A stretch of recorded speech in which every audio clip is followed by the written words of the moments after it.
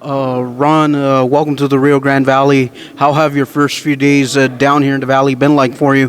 Thank you. I think welcome is the best word. It's been really welcoming. The people here are very friendly. People have accepted me and my family into this community immediately. I was joking the other day that I've never been trying to make a left turn onto a road. I've never been let into traffic more often than I have here in the Rio Grande Valley. So people are very friendly and just really excited to be here. My wife and daughter are having a great time too. What was the number one factor that led you to come down here with the RGV Toros? You know, I think the number one factor was, I think, the word opportunity. I see such a huge opportunity for the beautiful game, as I like to call it, football, here in the Rio Grande Valley. The facilities are absolutely spectacular, and I would argue it's the best in the USL and probably better than some other leagues around the country too. I just think the facilities are beautiful. The community, from what I've read and what I've studied and what I've looked online, loves this sport. And as I'm talking to people, I'm seeing that more and more. And I've been around soccer my whole life. It's my passion. It's the thing that really gets me going. And I just see huge opportunity for this team to grow in this community. What are your expectations for the Toros this year? You know, I come in very open-minded about all the things that could happen in my first year, but the expectations are, I'm of the belief that yes, a soccer team or a football team is owned by the owner, but it belongs to the community.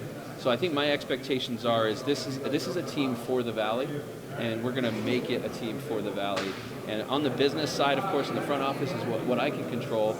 We're really going to be a community-oriented business.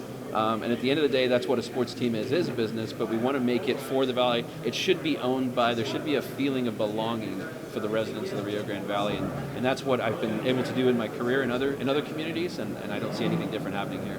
Will you be involved in personnel decisions? Currently, I'm not involved in personnel decisions. That is controlled by the Houston Dynamo and our great partnership with them. And how's the relationship been like in the early days for you with the Houston Dynamo organization? I'm literally on my fourth day on the job, so I met the Dynamo folks for the first time this evening here at this event. I've been getting my feet wet in the office, meeting the staff. With me, if you go into my office, you'll see written on the top of my whiteboard that culture is the key to everything, and I'm all about building a great front office culture, as I'm sure Gerson is on the field as well, and I got to have breakfast with him yesterday, and that's what it sounds like. He's a very culture-focused coach.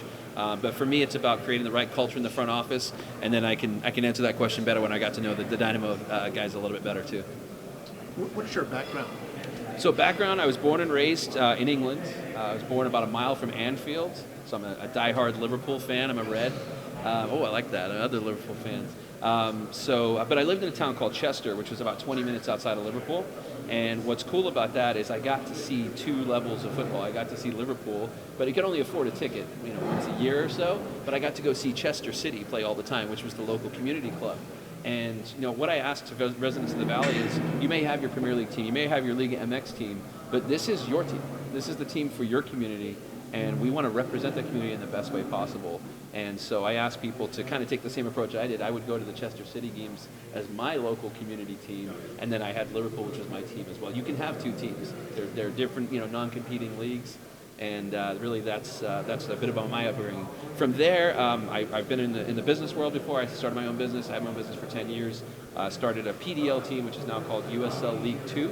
It's the fourth division of soccer. It's considered amateur or semi-pro. That was called the Albuquerque Soul, so I founded that team in 2013.